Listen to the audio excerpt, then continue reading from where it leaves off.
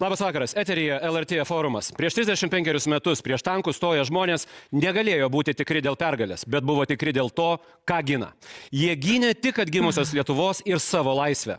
Kultūros bendruomenės išjudinta visuomenė parodė, kad moka susitelkti ir šiandien. Vilniuje kilusios audros bangos nukeliavo per visą šalį ir sutelkė labai daug žmonių. 10 000 piliečių ką tik prie Seimo degė laužus gindami laisvą žodį. Šiuos įvykius paminėjau ne tam, kad juos prilyginčiau sausio 13-ąjai, o tam, kad klausčiau, kas svarbiausia šių dienų Lietuvai, už ką stovime, ką giname bei gintume, kas kelia Lietuvai didžiausią grėsmę dabar. Ir kalbėsime ne apie Putino Rusijos grėsmę, o apie padėtį mūsų šalyje. Šio vakaro... Realiai tai bukumas, man atrodo, kelia grėsmę. Bukumas. Blogybė visko. Ir bukumas Socdemų partija, ir bukumas žmonių, kurie balsuoja, ir šiaip žmonių bukumas. Jo yra daug. Žmonės nemoka kaip atsirinkti, žmonės nemoka kaip realiai pagrįsti kažkokią poziciją iš to bukumo, tokio, primityviai aš vadinu, bukumas. Bet iš to ateina labai daug problemų. Tada ir nesugeba ir atsirinkti, ir kuo pasitikėti, ir pasitikėjo PTV ir žemaitaičiais, ir tada iš to ateina diskusijų, silpnų diskusijų problema. Tai yra, man atrodo, didžiulė problema. LRT forume nepriklausomybės akto signatarai. Pristatysiu pagal abėcėlę. Tai Vytenis Povilas Andriukaitis, Arūnas Degutis, Eugenijus Gentvilas, Stasys Kropas, Algirdas Kumža ir sausio 13 žuvusio laisvės gynėjo sūnus Robertas Povilaitis. Sveiki gyvi. Esu tikras, kad kiekvienas eidamas į šio vakaro forumą pagalvojote laidos tema apie tai, kas šaliai kelia didžiausią grėsmę, ką labiausiai turime ginti. Tai gal nuo to ir pradėkim, ponia Kumža. Aš pasiremsiu prisiminimais arba patirtimi iš tų dienų.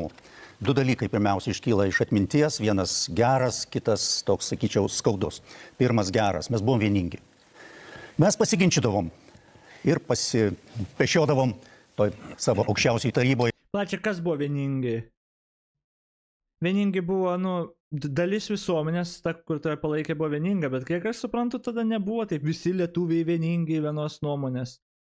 Taigi ne veltui ten ir teko ir kovoti su ta literalia propaganda ir tuo metu ten, kur kalbėdavo, kad kai kurie būdavo, aš nežinau, didžių tų bendruomenių. Bet daug kas, nebuvo tokios jau vienybės, kai aš nepamenu, aš nežinau šito. Man atrodo, aš esu girdėjęs, kad kažkas ir kalbėjo, kad, kaip ir vieningi, bet kaip ir nelabai, nežinau. Atkuriamajam Seime, bet kai iškildavo pavojus, mes buvom visi vieningi. Ir kovo 11 mes buvom kartu, nebuvo ne vieno balso prieš iš mūsų. Sausio 13 mes vėl irgi sulikėm visi kartu ir per pučą. Bet ne visi. Nors buvo atostogos, mes irgi skubėjom į savo darbo vietą, nors žinojom, kad kita stotelė gali būti kažkur šaltuose kraštuose, buvom gąsdinami apie tai. Žodžiu, ir dabar, kada mes galim taip vaizdingai sakyti, išplaukiam į labai... Steam player. Ką tu čia priklėdėsi parašiai? Pakvepo grinoru, išeik biškiuką. Išeik į lauką biškiuką ir...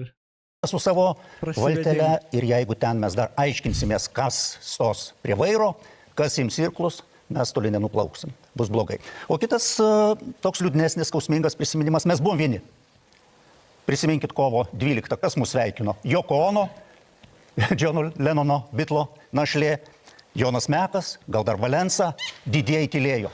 Ir jie tylėjo visą tą laikotarpį, kada mums buvo sunku ir per blokadą. Iš esmės iki pat pučo. Tik po pučo, jie visi jau buvo draugai, visi pripažino ir visi mus sveikino. Tai, žodžiu, antra pamoka ir antras pavojus - turėti draugų, turėti be kolektyvinio saugumo, žinoma, nedidelė valstybė negali išsaugoti savo valstybę. Kuris pratęs Eugenijus Gentvilas, prašau. Taip tiesiogiai atsakant į klausimą, prieš tai pasakydamas, kad labai jaukiai jaučiuosi kolegų signatarų apsuptyje, kartais dabartiniam parlamente, kuriame dar esu, nėra to jaukumo jausmo. Pala. Vytenis Andriukaitis. Ar jis signataras? Jį pristatė...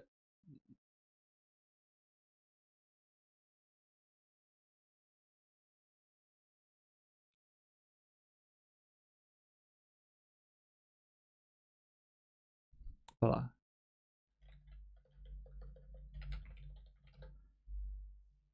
Nepriklausomybės akto signatarai. Pala, ne, čia ne tas. Ne, pala, ko aš ieškau? O kodėl čia nėra normalios... Jo, šičia, blėt, gal, ne. Ne, ir čia bus sąrašas? Ne, čia įvairių metų ir pirmų ir... Žodžiu, nesvarbu. Čia žinai, kad žmonės praėjo, kaip sakoma, ugnį ir varinės triubas, išbandymus įvairiausius. O apie ką šiandien reikėtų galvoti kaip apie gintinus dalykus? Paprastai mėgstama sakyti tokią frazę. Reikia ginti savo laisvę ir nepriklausomybę. Na tai lyg vienis tai būtų. Kai kas gina nepriklausomybę, bet pamiršta, kad yra laisvės kaip tokios. Ir dabar aš keliu klausimą, ar mes norėtumėme būti tokia nepriklausoma šalis, kaip pavyzdžiui, Iranas. Ai va, šičia, man, jo, radau, šičia yra, jo, daug tų svetainių yra. 90-ųjų 11-osios Lietuvos nepriklausomybės akto signatarai čia Andriukaitis yra. Jo, Janis Andriukaitis.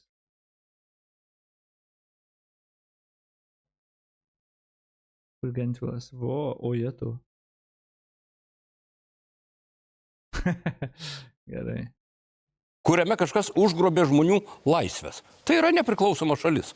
Rusija, Šiaurės Koreja, Sakartvelas yra nepriklausomos šalis. Ir niekas nesikėsina atimti, pavyzdžiui, nepriklausomybės iš to paties Irano arba iš tos pačios Rusijos. O tai nėra laisvos šalis. Tai aš nevardinsiu, kiek yra elementų, kuriuos mes turime ginti kaip demokratijos, žmogaus laisvo ir oraus žmogaus galimybės gyventi savo šalyje. Tai ne tik nepriklausomybė yra vertybė, bet ir tos laisvės, kurias galima prarasti. Pone Andriukaiti. Tai pirmiausia, aš žiūriu į Robertą ir iš ties mes visi signatarai. Tada puikiai atsimename, kokią didelę auką jo tėtis sudėjo ant laužo. Ir taip pat akivaizdu, priminant Algirdo pasisakymą dėl draugų, tai noriu pasakyti, kad vis tik tai ir kovo 11 ir po to mes turėjome draugų daug. Aš noriu priminti Moldovą, kuri viena iš pirmųjų pripažino Lietuvą, dar būdama Moldovos TSRS. Atsimenate šitą labai gerai. Ir kita vertus turėjom daug draugų, nes sausio 13 didelė dalis demokratiškai nusiteikusių žmonių išėjo į Maskvoje gatves, Leningrade tuometinėme, Kijeve, Minske. Taip kad šiuo atveju iš ties kolektyvinio saugumo jausmas, apie kurį Algirdas kalba, ir apie tą tokią poziciją, kad turime ginti kažką tai labai gilaus tokio. Tai akivaizdu, jis taip tada, tom naktim, taip pasireiškė natūraliai per milijono Lietuvos žmonių, milijonų širdėse. Nebuvo, man teko čia prie šito radio televizijos komiteto, tuo metu anoj pusėje, siūlau prie laužų žmonėm būti, kaip tik užgrobimo metu. Kaip tik 12 dieną, šiandien. Jo, kaip tik šiandien. Iš esmės, va tokiu metu, vakare. Vakare, visiškai. Tai mes, kaip sakyti, tuo metu atvažiavom su Žiguliuku iš Konarskio gatvės, iš Žemaitės gatvės, kaip tik atvažiavo BTR. O tuo metu aš atbėgau, bet čia viskas buvo laužas, čia buvo stumdymai, šaudymai, sprogstamųjų paketų mėtymas. Viskas taip, viskas yra labai, labai giliai visas. Bet tu matai žmonėse jokios baimės, jokio pasimetimo, skandavimas. Kaip sakyt, man įdomu, jis supranta, kad tai, ką jis apibūdina, lygiai taip pat dabar į LRT protestą nuėjęs, tu lygiai tą patį žmogus papasakos. Tu ten apsidarai, visi vieningi, visi pritarė, jokios baimės, visi žino, dėl ko atėjo, tipo, jie atėjo prieš socdemų melą ir valstybės ardymą. Čia tas toks, aš suprantu emociją, viską, bet tas ir pasakymas, visi, kas palaikė, visi, kas susirinko ten, tai žinoma, jie palaikė ir viską. Bet tada tas grįžtant prie visi buvom vieningi, aš nežinau, nebuvo visi vieningi. Ir nemaža žmonių buvo dalis, kur ir abejojo ir galbūt nežinojo net ką mąstyti ir panašiai. Ten, bet aš nežinau procentų irgi. Gal iš tikrųjų buvo šito klausimų gan didelis susivienimas iš žmonių, o gal ne. O gal buvo, ten nežinau, o gal buvo 40%, kurie labai palaikė, tada 20 arba 15%, kurie visai nepalaikė, o likę neturėjo nuomonės. O gal ir tai buvo, aš, visiškai nežinau šito. Nesakau, aš esu kažkur girdėjęs tą, tipo, iš tų protestuotojų, žinoma, buvo didelis palaikymas ir viską, ir daug žmonių, kovojo už tai, bet buvo tikrai didelė visuomenės grupė, kur jie ir buvo nepatenkinti, liks dabar nepatenkinti, greičiausiai, kad mes laisvė vis dar dabar yra tų, kur prie Rusų geriau buvo rėkę. Tai klausimas, ar jie tada patenkinti buvo, kad Tai vat tas, vadinasi, kažkas gilaus būtų užkabinta visų žmonių širdise, nes per visą Lietuvą. Žiūrėkit, kur be paimsi, kokioje nors savivaldybėje, visur buvo absoliučiai reakcija milžiniška. Sitkūnus žmonės bėgo ginti, Marijampolė, žiūrėkit, kiek kariuomenės kitur stovėjo. Kėdainiuose, Marijampolė, Kaune, visur didžiuliai kariuomenės daliniai stovėjo. Bet tuo atveju, va tas atsakymas, kas iš tiesų kažkas tai net žodžiais nenusakoma, kokia dvasia atviruoja ir kokia dvasia dabar tokia pati reikalinga visam plačiam kontekste.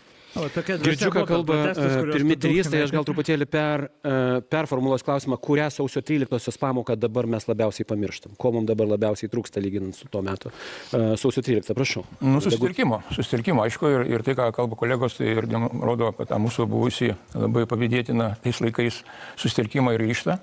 Dabar matome, jeigu matome apie grėsmės ir šios dienos temą, tai yra iš tikrųjų ir susipriešimas labai didelis ir jis yra pavojingas ir mes kažkaip užmirštam, kad ir nuo mūsų daug kas priklauso, ne tik tai nuo alijansų ir nuo draugų, kad mes patys turime būti atsparūs, pirmiausia susitelkiant. Čia galbūt ta ilga istorija su strateginė komunikacija, kad mus kažkas kitas gins, kad yra 5 straipsnis, kiti atsipalaidavome ir užmirštam, kad mes turime begalę savo namų darbų. Ir viskas prasidėti turėtų nuo mūsų įsitikinimų, nuo mūsų požiūrio, nuo mūsų, mano širdies ir proto. Įrankiai, kaip tai daryti, jau viskas eina iš paskos, bet to labiausiai aš pasigendu dabar ir matom, kad situacija negerėja. Ir nors čia mėta buvo ne apie grėsmės, kurias Putinas, bet aš esu tikras, kad čia yra ir nebe pagalbos iš jo pusės, nes labai lengva skaluoti įtampas, kada žmonės ilgą laiką gyvena strese, nepasitikėjimas didelis yra kritinio mąstymo, automatiškai tada, nėra natūrali sveika gyvensena ir jie labai lengva manipuliuoti. Matau pas jūs kario savanorio ženklelis ir čia SKAT, savanoriškos krašto apsaugos tarnybos. Tai jūs tom dienom ir prisekėt? Aš prisekiau vėliau, kadangi tuo metu buvom, aišku, mes jam buvom vidu visi. Taip. Čia kalbėjo kolega, reiškia, per mano namus pravažiavo pirmą koloną Žaliagirio gatvėje ir aš iš paskos nuvažiavau ir tada prie bokšto ir paskui buvom pakviesti į salę. Ir aš paskui supratau, kad ten jau mes esame toje vietoje. Tai reikėtų labiau save įprasminti, galbūt buvau jaunas gerokai, gana aštrus. Ir aš tada įstojau tai vadinamą SKATą, kuris dabar Kaspas yra, šiaip dabar mes esame kolegos Šaulių sąjungos tame tarpe, kiek žinau. Tai tęsiant toliau, ponia Kropai, tas dvigubas toksai klausimas, kokias pamokas labiausiai pamiršom ir ką turėtumėm dabar labiausiai ginti? Man atrodo, kad mes ne visai išmokom turbūt tą pamoką, jeigu prisimenat tą laikotarpį. Tai simboliška, kad žmonės gynė radijos ir televizijos sistemą, žurnalistus. Ir prisimenu, koks jausmas buvo, kai atsirado Kaspervizija ir prasidėjo ta propaganda. Iš esmės jautiesi kaip atskirtas, izoliuotas, praktiškai bejėgis ir matosi, kokia yra ta jėga ir kiek tai svarbu. Ir pamoka, man atrodo, mūsų vis dėlto ne visai yra išmokta, nes dėl radijo ir televizijos, prisiminkim, per visą tą laikotarpį vyko tokios kovos ir nepavyko pilnai depolitizuoti jos praktiškai, ar tai iš vienos pusės, ar iš kitos pusės. Kiekviena valdžia vis bando savo padaryti. Kiekviena valdžia manos ir matom, kiek tai yra svarbu ir aš manau, kad tai iš tikrųjų yra svarbu palaikyti tos žmonės, nes jie iš tikrųjų mums atneša tiesą, atranda tai, ko mūsų institucijos kartais nepajėgios ir neatranda ir mums tą informaciją pateikia. Tai man atrodo, kad tai yra labai svarbu tą pamoką išmokti ir iš tikrųjų nepamiršti. Pone Povilaitį. Tai, kad, kaip sakėt, ir būdavo diskusijų, kažkokių nesutarimų galbūt ir skirtingų nuomonių, tai man atrodo, laisvoje šalyje labai gerai, kad yra įvairiausių nuomonių ir skirtingų požiūrių. Tai man atrodo, čia yra labai svarbus dalykas. Bet man atrodo, kažkuria yra riba, kur tos nuomonės kartais, kažkas už tų nuomonių yra daugiau. Ir man atrodo, kai kurios, man taip atrodo, kad yra tam tikros kažkoks ardymas iš vidaus, kažkoks kurstimas, kažkoks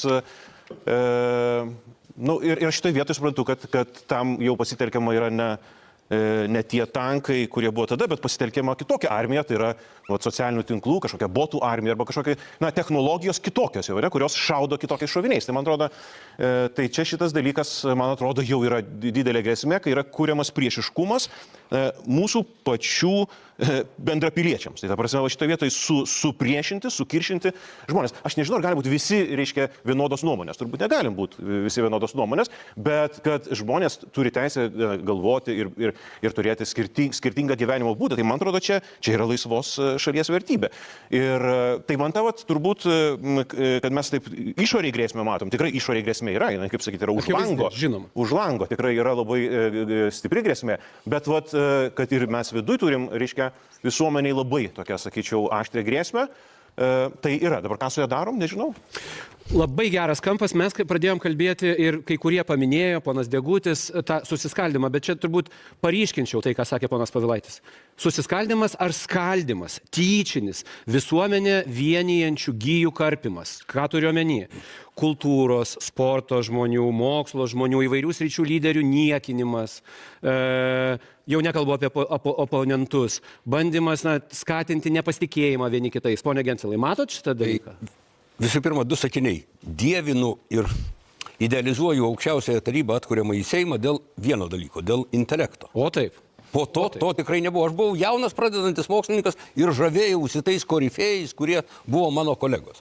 Bet tik aukščiausia taryba ir vyriausybė ir geriausi savo sričių specialistai eidavo vadovauti tam tikroms sritims. Tačiau geriausias architektas eina ministru, geriausias teisininkas eina ministru. Tačiau aš tikrai negaliu idealizuoti. Aš pamiršau, kad reikia kažkada tiksliai pro tos ministrus, bet aš norėjau ir pamiršau visai, kad jo istorija ministrų, kur tos kvalifikacijos ir panašiai, nes ten buvo, kad žiūrėjom, atrodo, kultūros ministerija, žiūrėjom praeitį, tipo, kur buvo su kultūra susiję žmonės ministrai, ten dar kažką ir tada vienu momentu nebebuvo. Jo, reikia kažkada prisiminti, pažiūrėti. Tos vidinės vienybės, žiūrėkite, juk mes nesugebėjome susitarti ir paleidome save. Pusėje kadencijos. Tai reiškia, praėjo mažiau nei pusė ir taryba suskilo. Tai reiškia, nesutarimai buvo gana esmingi. Ir tai irgi yra demokratijos apraiška. Viskas įvyko gražiai su valdžios perėmimu, perdavimu. Dabar ką iškėlė gerbiamas kolega Povilaitis, tai iš tikrųjų yra skauduliai iš išorės, apie juos viešai šnekama, išorės grėsmės aptarinėjamos kasmetiniuose raportuose ir taip toliau. O ar matome tas vidinės grėsmės? Aš tik paryškinsiu šių dienų aktualiją. Prezidentas sako, mūsų šalies prezidentas sako, Kapčiamiesčio poligono istorijoje, man atrodo, kyšo Rusijos rankos, ar ne? Bet kas garsiausiai Lietuvoje rėkia? Mes Rusijos negirdime. Rėkia vienos valdančiosios partijos vadovas, kad nereikia šito poligono. Ar jis yra vykdantis nurodymus, ar pats toks, kad jo veikla yra labai naudinga išorės grėsmėm. Ir štai šitoje vietoje mes turime, imtis radikalių žingsnių. Aš žinau, kad Vytenis turėjo irgi tokią nuomonę, kokią aš ir dabar. Vienintelis tarybos posėdį viešai balsavo prieš. Tai šiandien aš girdžiu Ruslaną Baranovą, jauną socialdemokratą, kuris pasako, tai niekur nebeveda. Šitas alijansas su rusiškus naratyvus skleidžiančia politinė jėga nebeveda niekur, net ir socialdemokratų. Tai man atrodo, turime sveiko proto, politinė bendruomenė plačiaja prasme, nieko nekritikuojant, kad mes sugebėsime ne tik išorinės grėsmės atskirti, bet ir vidinius skaudulius, taip sakant, sumažinti. Kas pratęs? Jo, iš tikrųjų, mes rasim sveiko proto ir Žemaitaitį išmesti iš koalicijos ir priimti teisingus sprendimus. Po to, kai padarysim viską, ką reikia, po to, kai gausim naudą, kurią norėjom iš Žemaitaičio, po to, kai padarysim viską, ką buvom užsibrėžę, po to, kai jūs išžaginsim, tada mes rasim teisingus sprendimus.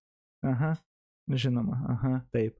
Jo, aš manau, ir socdemai tada išsijuose Klykaus, kaip jie protingai padarė ir pamatė, kad dabar Žemaitaitis taip blogai elgės, kad nebe pakeliui tiesiog ir nebegalim tiesiog ir išmetė mes didvyriai, moralę turim. Jo. Po to, kai visiškai viską jau padarė, blogo, žinai, tada čia reikia mums tikrai susijimti, reikia sprendimus teisingus priminėti. Taip ir bus, ir čia bus šlikščiausias dalykas, koks gali būti. Prašau. Tiesą pasakius, aš noriu truputį sureaguoti, Eugenijau, į tavo žodžius. Jeigu jau tas vienas Žemaitaitis tokią grėsmę kelia, tai jau mes tokie visi baisiai silpni. Ne vienas Žemaitaitis, socdemai, seniuk, socdemai, marginalai. Ką tu kliedi jau metai, blėt, laiko per visus kanalus, per visas diskusijas, urodai visi iki vieno. Tiesiog dovanokit. Sėdžiu ir galvoju. Darbotvarkė jums nustato. Tvarkoj. Jo idėjos eina. Tvarkoj. Darbotvarkė. Aš galiu pasakyti Stasį. Darbotvarkė buvo įdomi dalyka aukščiausiai taryboje. Banko reikalai. Aš atsimenu, kaip atėjai pas mane kalbėtis, kad reikia padėti Baldyšiui ir taip toliau. Buvo viso ko. Buvo ar nebuvo? Buvo. Dabar klausimas. Darbotvarkė, biudžetas. Sudėtingas klausimas. Pats žinai, kad sudėtingas. Nereiškia, iš karto padaryti Žemaitaitį čia visų sausio 13 temą, dovanokit, aš sėdžiu galvoju, buvo velnių, kas čia dabar, tokia paprasta tema, man jis visiškai akivaizdus, ką reikia daryti ir taip toliau. Bet antras dalykas, aš galiu turėti irgi nuomonę, ar tuose miškuose reikalingas poligonas ar kitoje vietoje, kaip Robertas sako, čia diskusijų reikalas, ką kirsti, kaip kirsti. Ten irgi žmonės, dzūkai, įvairiai mąsto. Negi dabar visus tuos žmonės apšauksit Maskvos agentais. Nėra taip. Dabar kita... Bet tie garsiausiai šaukiantis dažniausiai ne vietiniai. Taip, Bent bet, nu, jau. gerai, tvarkuoju. Aš ne apie tai, Taip. aš ne apie tai. Aš kalbu Apie ką tu kalbi iš vis tada? Jo, apie ką tu kalbi? Apie ką tu kalbi? Kas čia vyksta? Ką tu vartai? Šokinėja nuo temos, pradėjimas lieko taip konkrečiai nepasako, arba tada hipokritiškai kažką pasako. Kas čia yra? apie tai, kad nepamanykite, kad štai Žemaitaitis tokia silpna Lietuva, kad jis čia dar, jis Lietuva nėra silpna. Socdemai yra silpni. Nekompetitingi ir silpni. Ai, žodžiu, aš nenoriu reaguoti šitą durnelį. akivaizdu artikuliuoja dalies žmonių nepasitenkinimą. Bet aš ir sakau, išsikapstysi. Tai išsikapstysi. Bet tas, kas palies, aš taip lengvai nepaleisčiau tos temos.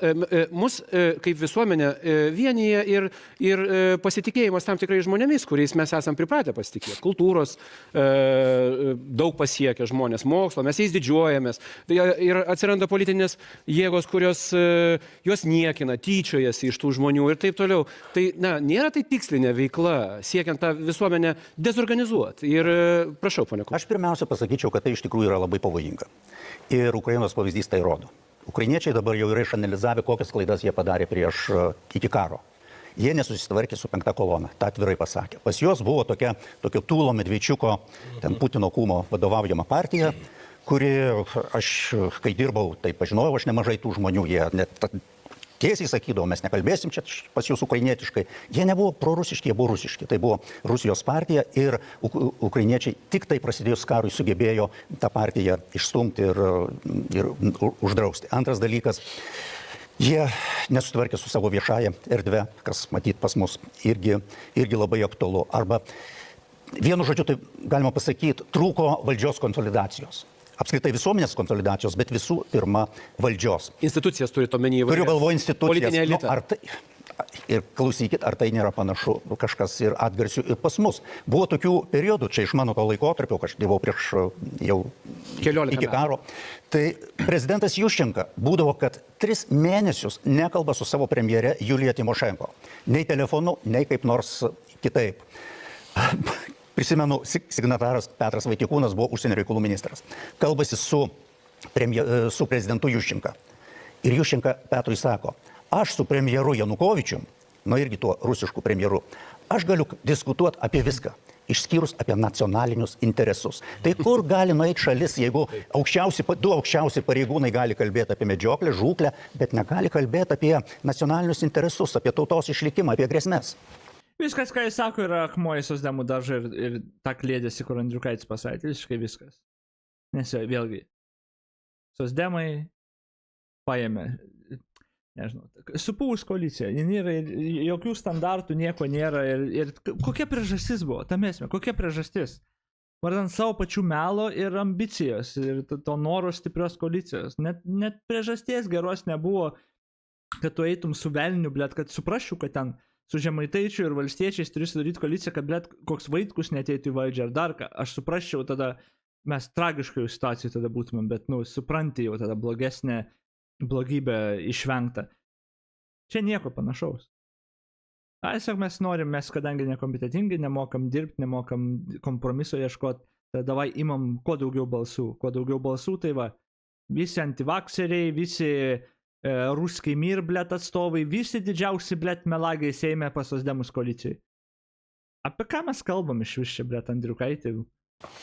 Manau, kad mes dar nematom to didžiojo paveikslo, kurį šiek tiek užsiminė Algirdas. Nueinam į tokį taktinį lygmenį, apie vėl komunikuojam žmogų, kurio labai nemėgstam ir jam vėl darom reitingus, čia pasidėdami, per daug skirdami jam laiko.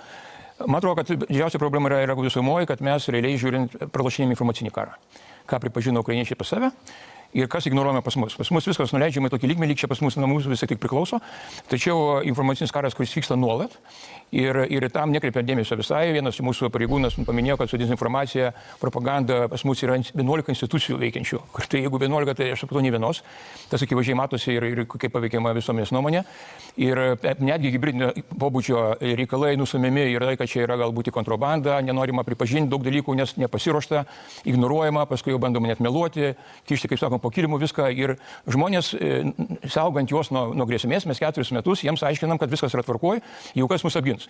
Kad ir tas yra, mums visi atsipalaiduoja, tada mes pradėm čia kapotis tarpusavį, kas čia pas mus mėgsta, nemėgsta viens kitą ir pametam didžiai paveikslą. Tai čia mano tokia nuomonė ir kol nebus įmama priemonių labai greičiai konsoliduoti šitai veiklai dėmesį ir atsaką, tai mes pralošinėjom savo erdvėj, vietoj, kad mes dominuotumėm ar galėtumėm net inicijuoti kitus dalykus, kuriuos mums reikėtų.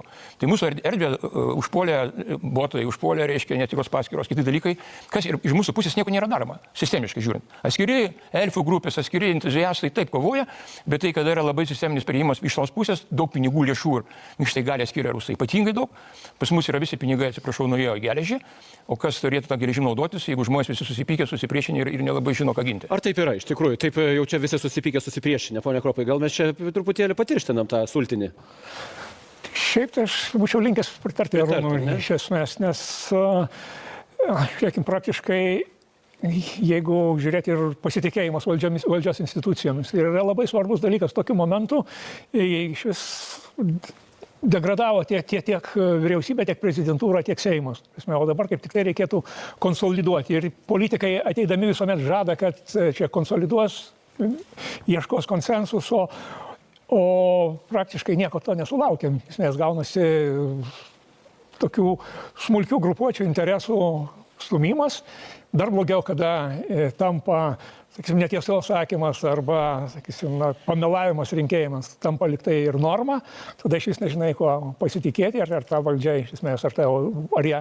Ar moraliai jį legitimi? Taip, moraliai legitimi ir ar tau jį padės, ar tau galės vadovauti visuomeniai, kada toks pasitikėjimas. Pone Povilaitį, jūs esate ir psichinės sveikatos specialistas. Ir, jeigu suklysiu, aišku, pataisysit mane, girdėjau tokį terminą tylė migracija, kai žmogaus kūnas fiziškai lieka toje teritorijoje, bet jisai atsiriboja, jisai nenori su tuo supančia aplinka turėti nieko bendro, toks kaip nusivylimo reakcija. Čia disasociacija? Mato tokį fenomeną dideliai dalies visuomenės? Aš apie šitą fenomeną, kaip jūs čia vardinate, aš gal nekomentuosiu, bet man atrodo, kad visuomenė yra labai įsijautrinusi ir man atrodo, su pagrindu įsijautrinusi nes man atrodo, kad kažkokie labai svarbus klausimai, jie gali būti, mums grėsmės labai realios yra ir tarkim, paimkim aspektą, kur aš šiaip labai didžiuojuosi, kad Lietuva ir visuomenė ir valstybės institucijos labai aktyviai palaiko Ukrainą. Man atrodo, čia yra tikrai dalykas labai svarbus. Bet yra tų, kurie, kaip sakyti, bando juodinti, bando pasėti abejonės. Ir čia, man atrodo, irgi tas darbas, vėlgi, tikrai, man atrodo, tai nėra labai daug tų žmonių, ar ne, bet galbūt kartais bandoma sukurti kažkokį, ar ne, per visokias technologijas tą tokį pasipriešinimą. Bet jeigu mes kalbame apie nusivylimą, tai man atrodo, kaip tik žmonių labai daug vilties yra ir kodėl jie protestuoja, kodėl jie sako, kad, reiškia, negalima nacionalinio transliuotojo užvaldyti, paversti politiniu įrankiu. Tai man atrodo, čia yra žmonių nenusivylimas, man atrodo, čia yra kaip tik pozicijos išsakymas ir kovojimas už tos dalykus, kurie atrodo yra svarbus. Tai tikrai turbūt visokių yra ir tokių, kurie ir nesikiša, ir nedalyvauja, ir nereiškia savo pozicijos. Yra tie, kurie turbūt ir jaučia nostalgiją sovietiniam režimui ir nežinau dėl kokių priežasčių, bet štai pavyzdžiui dar ir Lietuvoje turime gatves, kurios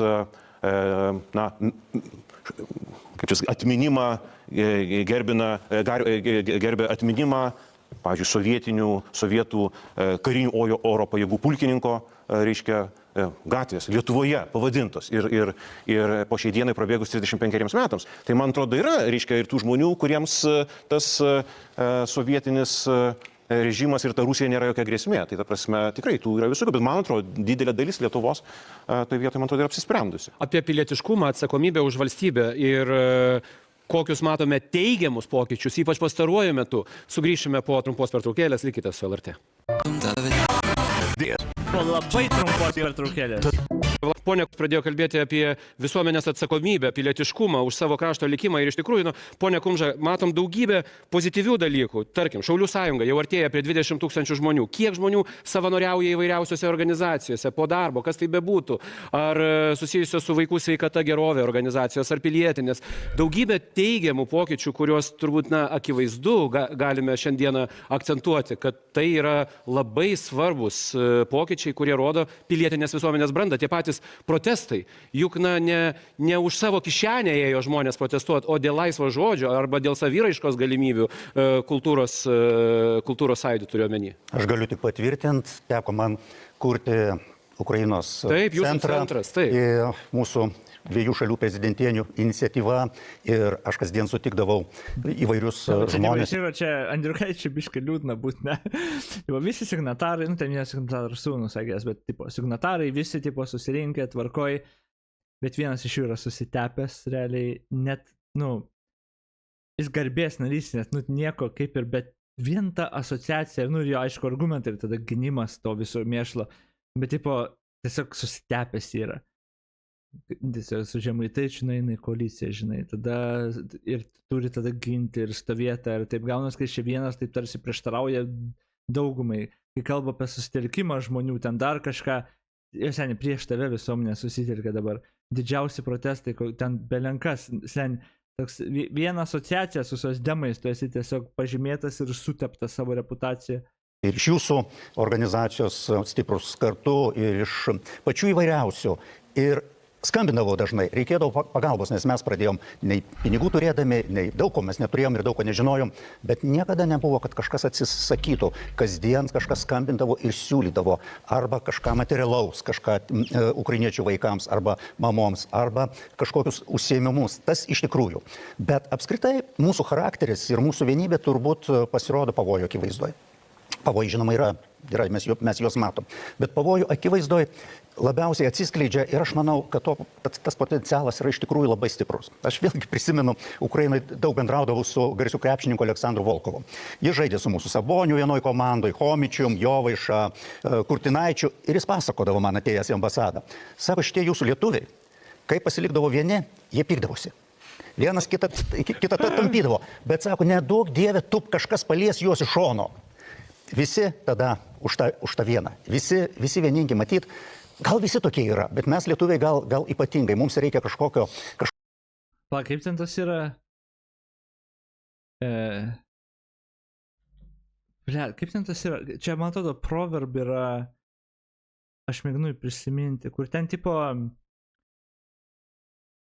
Jeigu kažkaip ten yra, man atrodo, brema, apie ką, gal prisimins, kur ten, jeigu kažkaip, tarsi tas, gerai, aš dėlioju mintį, kad, tipo, aš su savo draugu, žinai, prieš tuos, visų pirma, aš su savo broliu prieš ten kitą žmogų, tada mes kartu prieš kitą puolėją, kur pastovi yra, kad, ta vienybė, tipo, jeigu išorinis priešas ateina, ta pati mintis, bet aš galvoju, koks čia proverbas tas, man atrodo?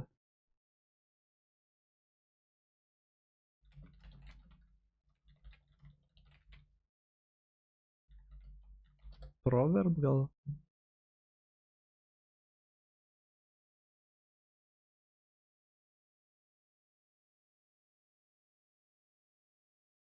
A proverb you're looking for describing escalating loyalty from self to family against outsiders. It's an all Arabic, saying, me against my brother, me and my brother against our cousin, me, my brother and our cousin against the stranger world. Kažkokia tokia, čia ta sena yra proverb ir jinai galioja visą laiką, kad gali pyktis viduje, bet tada jeigu iš išorės ateina priešas ir čia veikia visur, ir šeimoje ir viską. Ten broliai su sesėm ir broliais, ten pykstas ištisai ėdas, bet kažkas tipo iš išorės ateina ir jos bulina, vienybė atsiranda greitai. Lygiai tas pats yra, visur transliuojasi tas iki sienų net. Kažkokio sukrėtimo, kažkokio pavojaus ir tada mes esam kartu ir mes esam vieningi. Bet man atrodo, ką svarbiausia dabar pasakyti. Dūchins lietuviai savo krepšinio žaidėjus ir komandas dūchina non-stop kiekvieną dieną. Bet tada kažkas internete kitas, koks amerikietis, žinai, ar dar kažkas parašys kažką blogo apie bet kokį Lietuvos žaidėją ir iš karto, blėt, visi eina jį dūkint. Kad jau yra ta diena, kada reikia būti vieningiam. Pone Gentvilai. Aš turiu tokią būdinčią frazę. Lietuva stipri valstybė ir išlaikys visas tas negandas, todėl su optimizmu žiūriu net į tą institucijų menkinimą. Labai kryptingai yra. Ir va, pažiūrėjau, kai mes kalbam apie tą institucijų menkinimą ir panašiai kryptingą, apie ką mes kalbam? Socdemus ir Žemaitaitį. Žinoma. Orientuojami žmonės niekinant institucijas, tokias kaip krašto apsauga, konstitucinis teismas, atseit nereikalingas, užsienio politika niekam. Tai yra Žemaitaitis ir socdemai pakvietė į koaliciją. Andriukaitį, vėl paprieštraus kažką, vėl pasakysi. Nes čia vienintelis žmogus, kuris gali tokias neapginamas pozicijas net mėginti ginti. Tikusi LRT nacionalinis transliuotojas, atlaikysim tuos. Ir aš žiūrovam, jeigu čia galėtumėm apie optimizmo pliūpsnį kalbėti, tai dieve, kokia Lietuva yra sėkmės istorija. Bet kadangi tenka kaip signatarui ir veikiančiam parlamentarui dažnai susitikti su moksleivių delegacijomis ir vyresnių žmonių, aš turiu vieną tokį klausimą jiem visada. Kaip jūs manote, tarp maždaug 200 valstybių? Turiu tokį klausimą jam vieną. Atsakyk, kodėl tavo morda žydiška, blėt? Gerai, šiandienas išnaudoju šitą soundbite, pirmą kartą, šiandien daugiau nebebus. Kelintoje vietoje yra Lietuva ekonominių požiūrių pagal bendrąjį vidaus produktą vienam gyventojui. Vienintelis žmogus visai neseniai prieš Kalėdas atsakė 40 vieta. Dauguma žmonių, ar būtų moksleiviai, ar vyresni, sako, antram šimtuke, 170. Dievaži, mūsų žmonės ir toliau galvoja, kad Lietuva ekonominė prasme yra ašarų pakalnė. Kodėl tai buvo? Viena iš priežasčių, ne vienintelė, bet viena iš priežasčių, socdemai 4 metus piso visiems protą, kaip konservatoriai nuvaldė Lietuvą. Aišku, prie to prisidėjo ir tokie kanalai kaip Orlausko ir OPTV ir panašiai, nes jie tą irgi kartoja tą naratyvą, bet va, tas čia šlikščiausia ir buvo, kad socdemai ir rinkiminėse debatuose ir viską sukūrė alternatyvę realybę, kuri realiai sutampa su tavo visišku dugnų, kaip OPTV, sakau, Orlausko skleidžiamais dalykais, kad jo Lietuva nuvaldyta, ekonomika žlugus, ten viskas blogai yra ir konservai tokie blogi, balsuokit už mus, mes viską padidinsim, viską pagerinsim. Jie literaliai šitą skleidė ir bukino žmonės ir melavo visiems. Ne tik dėl Minkevičiūtės, dėl visko realiai melavo. Tai jep, tą darė. Ir žmonės nežino, aišku, ir dabar paskui, kai Lietuva klesti, ten nieks tau nepritars, bet, pritars, bet, tipo, labai mažai kas tau pritars, nes iš karto, tai čia gimstamumas mažas iš karto. Pasivelkanti šalis, kalbėkime apie tai. Lietuva 37, 43, ten įvairios skaičiavimo metodikos pagal ekonominį pajėgumą. Ir iš čia atsiranda štai pilietinės iniciatyvos, apie kurias Algirdas kalbėjo ir taip toliau. Jeigu Vilniaus... Čia yra tokia žmonių psichologija, va. Bet mes kaip valdžia turim išmokti. Pralošėm krepšinį. Berniukas verkia ir šaukia, aš nenoriu tokioje valstybėje gyventi. Kažkas turi duoti. Bet tuo pat metu jaunimas laimingiausias pasaulyje. Ja, ir mes kaip signatarai turim tą funkciją, tą priedermę, matyti, kalbėti teisybę ir su pozityvu apie valstybę. Tai vat, kalbėkime teisybę. Ta prasme, yra Lietuva demokratiška ir nuomonių visokių. Štai kunigas Doveika pasako, kad žmonės bijo kalbėti. Girdėjau čia? Girdėjom. Pasakė. Štai staiga Rimantas Tuminas buvo išprašytas iš Lietuvos. Jūs minėjote, kad kultūros visuomenė... Jis nebuvo išprašytas, jisai po jo interviu Pozneriui skandalingų kai kurių minčių, jis buvo pasmerktas. Bet neskubėkim. Tai va tai pasmerktas, neskubėkit smerkti. Aš nieko nesmerkiau gyvenime ir nežadu. Tai tikrai nieko nesmerkiau. Bet jūs kalbate apie kultūros žmonės. Jūs įdomu Marcinkevičiaus istoriją paimkite. Jau ką, čia galima cituoti. Taip, kad nei šiandien, nei vakar tas fenomenas yra, keičiasi kartos, keičiasi vertinimai, įvairios nuomonės atsiranda. Tai yra demokratija. Dabar bet mes, ponia Andriukaitė, kalbam apie smerkimą. Čia niekas nekalba apie smerkimą. Čia kalba yra... Bet leiskit man pabaigti mintį, nes aš manau, kad kaip dar daugiau būtų, jeigu... Žinai, kai sėdi su draugeliais, kalbat apie krepšinį, kalbat apie belenką, žinai. Ir tada, kas nors, žinai, nežinau, ką čia tokį pasako, žinai. Matė tas Bartoševičius, ten pedofilas, nuteisė ten jo. Ir tada vienas iš grupės. Bet ką jūs čia turit prieš pedofilus? Ko jūs čia stumėt ant jų? Ką? Pradeda. Tai Andriukaitis čia yra šitas. Visi kalba tiesiog. Ir blogiausi dalykai, kuriuos pasako kažkas, Andriukaitis priima asmeniškai, tarsi čia jam taikoma, nes jie ir yra, tik jam ir galim taikyti, arba, socdemams gal labiau taip Žemaitaičiui. Bet jis čia vienintelis, kuris turi tas tarsi vartytis iš gaidžio. kai realiai, nu, bet kas turėtų pritarti šitom pozicijom, jo, bet jis supranta ir visi supranta, kad vienintelis, kam čia aktualu, kas turėtų vartytis, tai jisai yra. Ir jisai mėgina vartytis nuo visko, realiai. Čia, nu, nes čia... Jokinga nežiūrėt, kaip liūdna, kai tu esi tiesiog va šitoj šunaujoj. Nu ir ginkis dabar, nu ir ką, ir ginkis. Vartykis, gaiduk. Nacionaliniam transliuotojui tos nuomonės būtų gydymas ir tie žmonės būtų kviečiami į studijas. Kad nebūtų taip, kad Doveika sako, kad žmonės bijo kalbėti. Dabar kitas dalykas. Daugybę kartų mačiau Richardą Doveiką. Viskas tvarkoja. Kad tikrai niekas nevaržė jo žodžio laisvės. Tiesiog vedėjas žvengia, visi žvengia. Ką čia kliedi, seniuk, jo, ką čia kliedi? Pacituoji kitą žmogų, kuris kliedi, kad apsigintum, pats kai kliedi. Tiesiog taip giliai kliedėsi įnikę jau, kad jie nebegali išlipti jau. Viskas, smegenis supūšęs, viskas. Ir dabar jau auka amžina, nes pastovi jį taigi puola, tai dabar jau iš inercijos vien gintis turės visą laiką. Ir jau kai cituoji jo toj pačius durniausius ir logiškiausius žmonės ir jų argumentus pradės cituoti, kad tik tais ras kažkokį šiaudą, už kurio galėtų griebtis, kad tipo išsivartyti.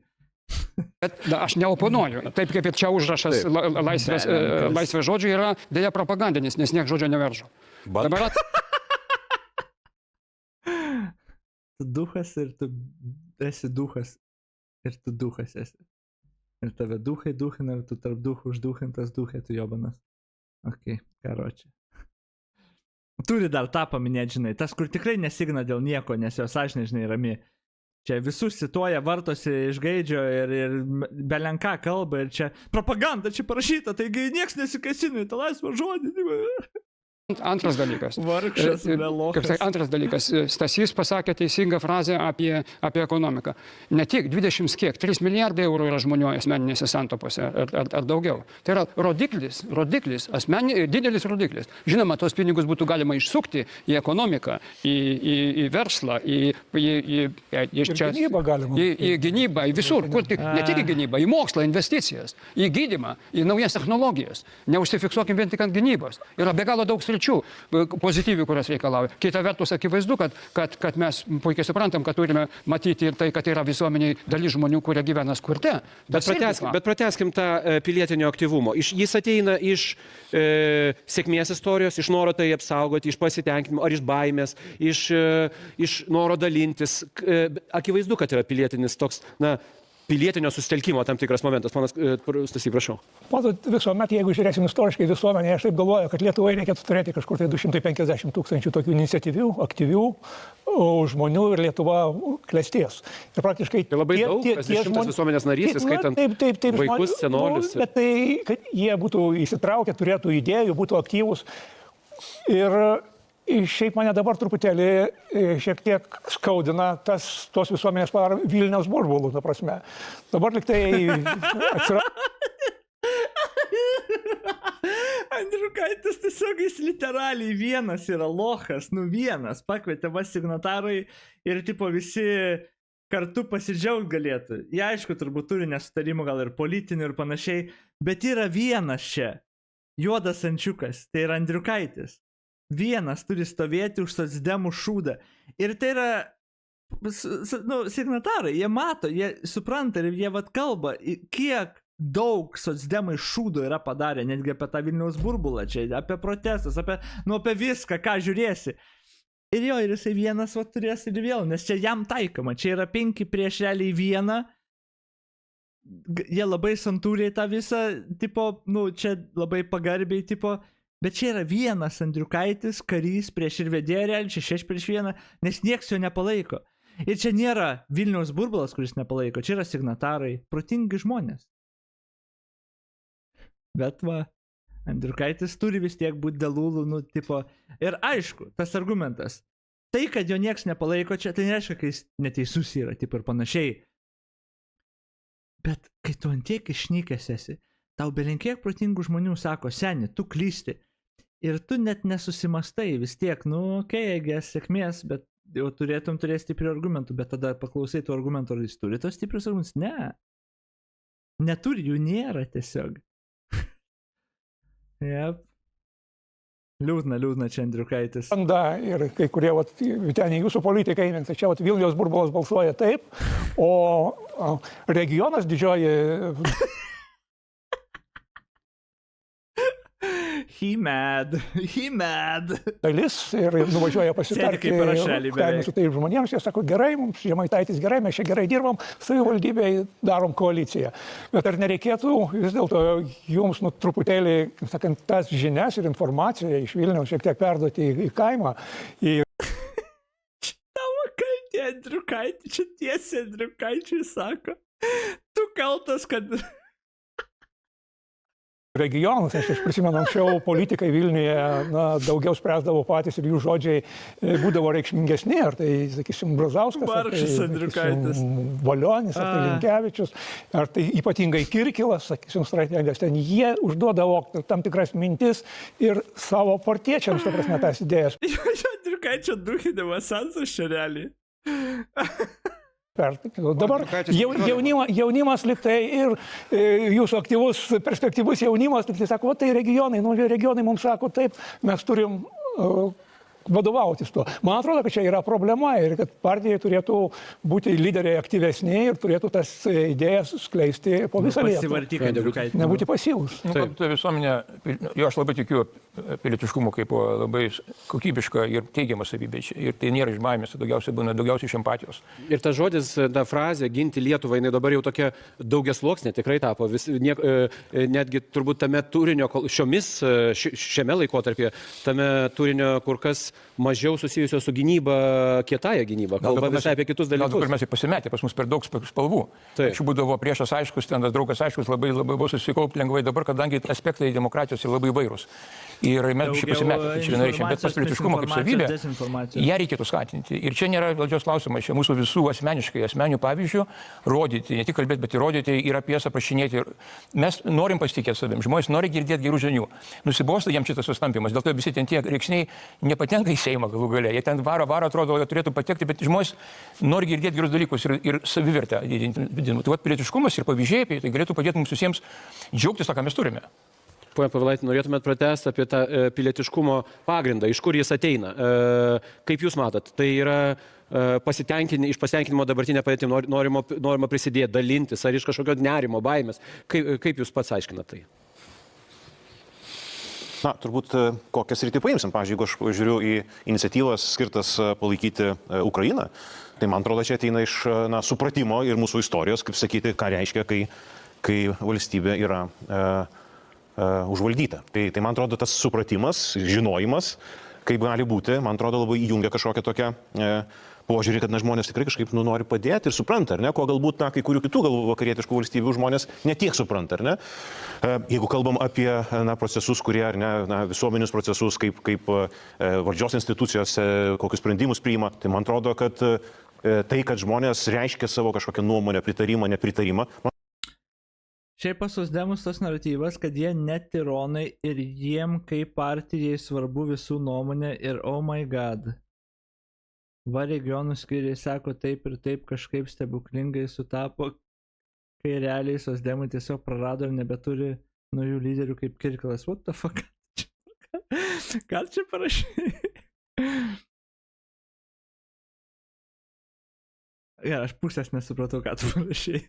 Man atrodo, čia ir laisvo žmogaus yra, man atrodo, dėl to, kad žmonės jau būtent gali drąsiai išsakyti savo kažkokią poziciją. Ir kartais taip yra, protestas yra išsakyti savo poziciją, taikiai reiškia pasakyti, kas yra nepriimtina. Tai man atrodo, tokio dalyko, tos autokratinės valstybės jos tengi negali laisvai taip reikšti savo nepasitenkinimą, kritikuoti ir panašiai. Pone Gentvilai, norite reaguoti? Buvau Klaipėdos meras prieš 24 metus, 10 metų jau nepriklausomai Lietuvai, susigiminiavę miestai Švedijoje, Danijoje, paima klaipėdiečius vaikus, organizuoja jiems stovyklas ir apmoka susigiminiavusio miesto Klaipėdos vaikams išvažiuoti galimybę į užsienį. 2000 metais aš pasakiau, o gal dabar mes jau galime suorganizuoti tų miestų vaikams stovyklą Klaipėdoje, Giruliuose.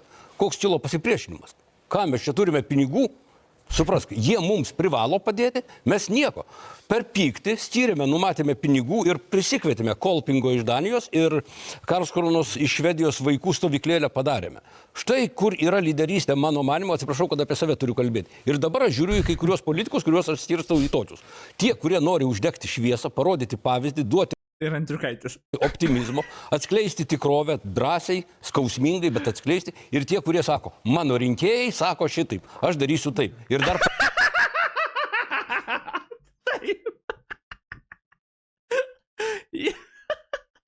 Jep, sosdemai, tą sakė, čia tiesiai sosdemams, tai akmuo. Čia grinai Andriukaičio sosdemų duhinimo sensas tiesiog. Viskas, ką sako, tiesiog vienaip ar kitaip. Antras sakinio dalis ir sosdemas arba Andriukaitis arba Žemaitaitis jie duhai tiesiog. Mingai, bet atskleisti. Ir tie, kurie sako, mano rinkėjai sako šitaip, aš darysiu taip. Ir dar padurnina tos rinkėjus, galėčiau daugybę faktų ir pavardžių pasakyti, kai yra meluojama iš tribūnos ir žmonės naivūs, patikė. Na, atleiskite, tai nėra politinė lyderystė. Kimed. Prašau. Tikrai pritariu. Niekad negalima pataikauti. Taip. Reikia ginti savo pozicijas, reikia stovėti, nebijoti to daryti. Ir tikrai pritariu, kad kaip tik demokratinėje visuomenėje pažangų žmonės visą laiką turi būti lyderiai. Turit žinoti, kad pažanga ne visada būtinai tau atneš daugumos rinkėjų palaikymą. Matot, mes esam lyderiai. Stovim už savo. Priešingai, neatneš. Ir ne vienas iš jūsų dalyvavo rinkimuose pralošė, ir aš esu pralošęs. Nieko nepadarysi, yra tokia situacija. Tačiau tai nereiškia, kad mes nematome pozityvo įvairiuose srityse, kuriuose be galo daug pavyzdžių. Žinoma, bet tas 23 milijardai eurų rodo, kad žmonės laiko bankuose, bet neinvestuoja į ateitį, į jaunimą, į iniciatyvas, į stovyklas, kad galima paremti, kad daugiau atvažiuoti. Gerai, jeigu jau pradėjom kalbėti, čia Eugenijus Gentvilas suminė apie vaikų stovyklas, aš noriu pakeisti mūsų diskusijos kryptį absoliučiai kitur. Dabar yra toks madinga formuluotė, savidestrukcijos spiralė. Tai apie gimstamumą Lietuvoje. Apie tai, kad čia net priešų nereikia. Jo. Kiekvieną kartą kažkas ant Andriukaičio, žinai, arba į tą pusę užstumė ir tada Andriukaitis super close-up tiesiog jo veidą. Bet jau, kamgi dabar supratau, kad anksčiau nebuvo tokie, kuriem regionų nuomonė būtų kažką labai reiškianti, anksčiau jie formuodavo nuomonę regionam. Jo, dabar realiai OPTV, Žemaitaitis ir va šitie propagandonai, jie suformuoja nuomonę, o tada sosdemai pataikauja tai nuomonį. Jie patys realiai net neformuoja tos nuomonės, tas teisybė. Jeigu matyti tokias tendencijas, tauta užtikrintai keliauja link išnykimo arba sunykimo absoliučiai. Kaip jūsų nuomonė? Reikia keisti tai, kad šeimoje žmonės norėtų turėti 3, 4, 5 vaikus. Tai yra dar pasiekiamas tikslas, ar tai iš vis reikia pamiršti, ieškoti kitokių priemonių? Praėjus trečdaliui nuo... Jeigu tokį tikslą užsibrėši, tai jo, čia ne tokį tikslą reikia užsibrėžti. Jis gali būti siekiamybė, žinoma, bet tikslas nemanau, kad toks turi būti užsibrėžtas, nes mąstysi tada ne taip, kaip turi, man atrodo, mąstyti, kad tą temą spręsti. Iš viso, kad nors vieną vaiką norėtų turėti. Čia tikslas yra dabar, kad nors vieną vaiką iš tikro norėtų turėti.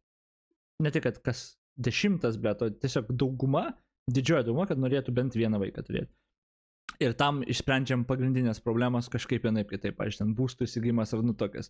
Nes čia iš 25 000 turbūt skirtingų pusių galima tą problemą spręsti, bet jeigu užsibrėžia tikslą jo, kad po 5-6 vaikus, tai jo, visokas antisocialus, pašalpų surinkėjai, gal po 5-6 ir nori turėti vaikų, bet mes greičiausiai ne to siekiam, ne? Tai jo, o kad reguliarų žmonės norėtų po vieną vaiką. Jeigu susilauks vieno, yra šansas, kad galbūt ir antro tada susilauks ir po biškį tą vidurkį gerint po truputį, tipo, bet jo, good luck. Priklausynės pradžios amžiaus, man atrodo, labai gerai būtų suvokti tai. Tai žiūrėkit, aš esu 5 šeimoje. 5 berniukas. Aš. Deja, aš išauginau tik 3 vaikus. Jau nuo 5, jau 3. Mano, kaip sakyti, vaikai turi po 2. Aš turiu 6 anūkus.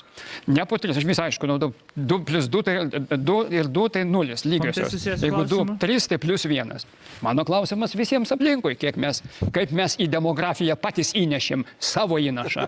Žiūrėk, tai proga aš... Visiškai nesusijęs atsakymas su jokių klausimų, tai tiesiog juokas, o ne diskusija. Sakysiu, Vytenį, kitą savaitę... Tai savo, bet palauk, aš užbaigsiu. Aš kitą savaitę tave pasivėjau anūkų skaičiumi. Gimsta 6. Puiku, žiūrėkit, bet nes pamokslauti yra vienas dalykas.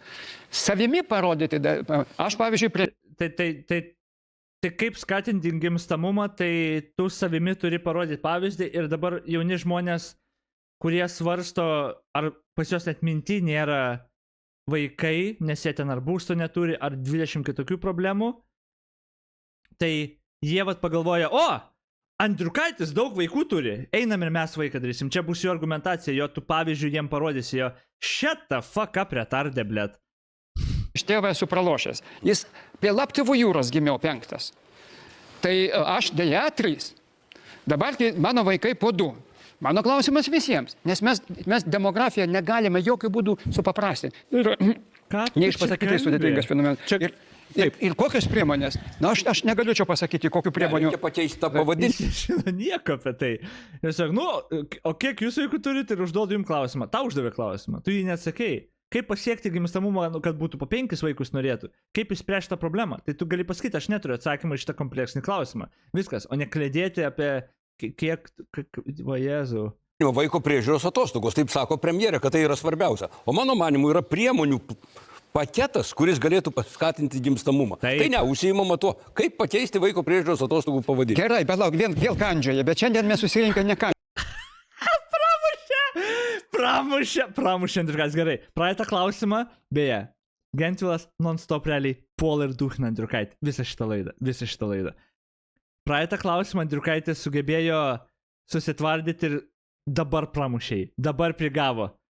Čia jau nebesusivaldė Andriukaitis. Kaip pakeisti vaiko priežiūros atostogų pavadinimą? Gerai, bet lauk, vėl kandžioje, bet šiandien mes susirinkę ne kandžioje. Tai aš galiu dabar pradėti. Bet atsakau, pasakykit man tokią šalį Europos Sąjungoje, kurioje gimstamumas didėtų. Deja, tokios nėra. Bet mes galime... Jo, o klausimas ir buvo, ką tada daryti? Tu sakai, kad pasiduodam ir viskas ir nieko nedarom, o gal tiesiog primažinam tą tada mažėjimą gimstamumo.